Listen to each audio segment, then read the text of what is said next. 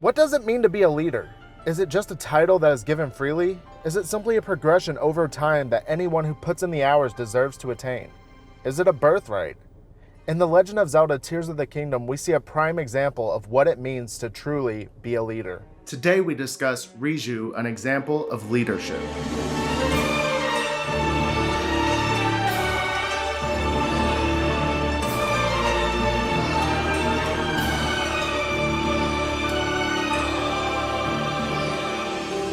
Whether it be school teachers, bosses, politicians, or even our own parents, we have all seen some bad examples of people in power that don't seem as though they really belong there.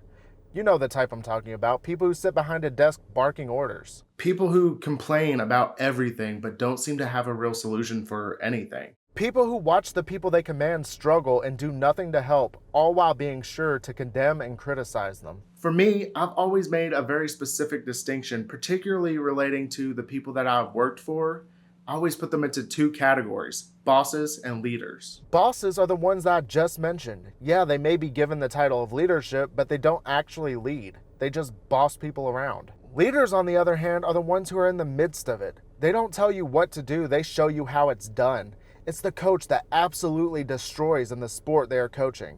It's the manager that is willing to roll up their sleeves and stock a shelf. And sometimes it is a chief that is willing to jump in front of their guard in the face of an onslaught of the undead. Yeah.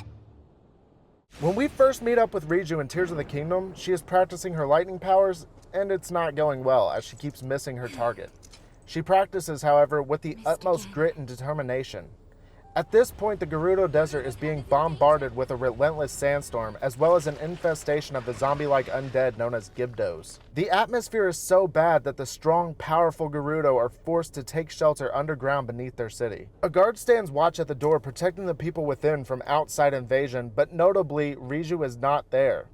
She is a little ways away in an old ruin with nothing but a practice dummy to keep her company. Her scimitars drawn, her lightning active, she is preparing in whatever way she can to defend her city from an inevitable invasion of the Gibdos that plague the desert. It's worth keeping in mind at this point, Riju is still a very young chief.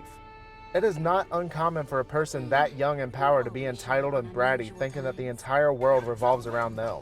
'Cause this perfect world begins and ends with me! But Riju is not like that. She is practicing to take care of the people she has sworn to lead. She could easily be sat in a throne in the bunker that her people are hiding out in, content to be defended by her guard.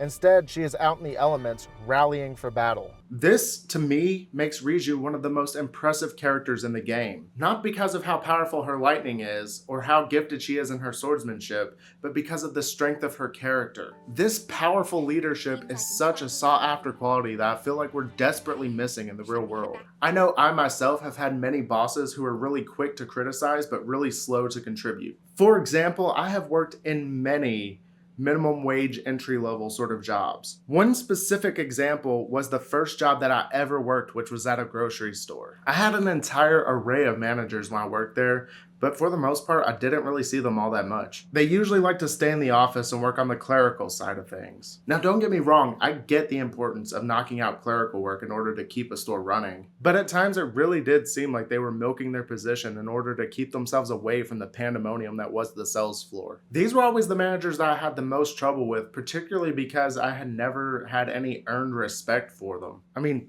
full disclosure, I have a little bit of an issue with authority anyways, in case you couldn't tell. But I always respected the managers who showed that they had a willingness to do what it takes to help the business move forward. I remember having one manager in particular who showed just that willingness. I was working in the produce department at that time, and I was basically doing second shift. Now, those of you who have worked second shift know that for some reason the morning shift is just mad disrespectful to second shift workers. When I came in, it seemed that none of the truck that had came in earlier that day had been put up. Now, my shift did not have time built in to put up an entire truck. I was the only person on this shift, and the morning shift usually had like maybe 3 or 4 people. So because of this, I did not have time to actually do the things that I was supposed to do that night.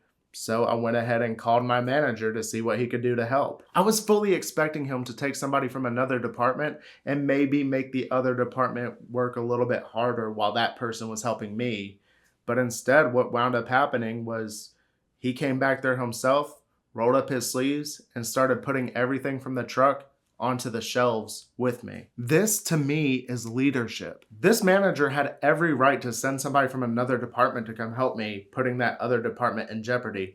But instead, he rolls up the sleeves of his button-up shirt and starts slinging totes onto the shelf. I remember feeling such a sense of admiration and respect for this manager that from that point on, anything that he needed, I was there to help. No question, no argument, just loyalty. All of this for a manager who was just willing to roll up his sleeves and sling totes. Imagine what it would mean to see a leader who not only puts themselves in a situation of manual labor, but instead puts themselves in mortal danger between you, their subordinates, and a barrage of mummified corpses whose only goal is to destroy you and those around you. This is the powerful character of what makes Riju so special. She is an in-game, albeit very sensationalized, example of what good leadership is and what it can do. It's not too often that we have to face fighting the undead, but sometimes it can feel as though we are battling just as hard through the onslaught of the mundane challenges that we face on a day-to-day basis. If you yourself are a leader, try to be the example of what you want to see.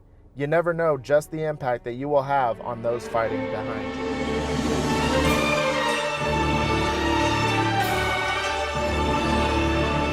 Thanks for watching, everyone. If you have made it this far, leave an example in the comments of a good or bad example of leadership that you have had in your own life. If you want to see more videos of me overanalyzing characters and themes in games and or movies, let me know and make sure to subscribe so you don't miss them. I will see you next time.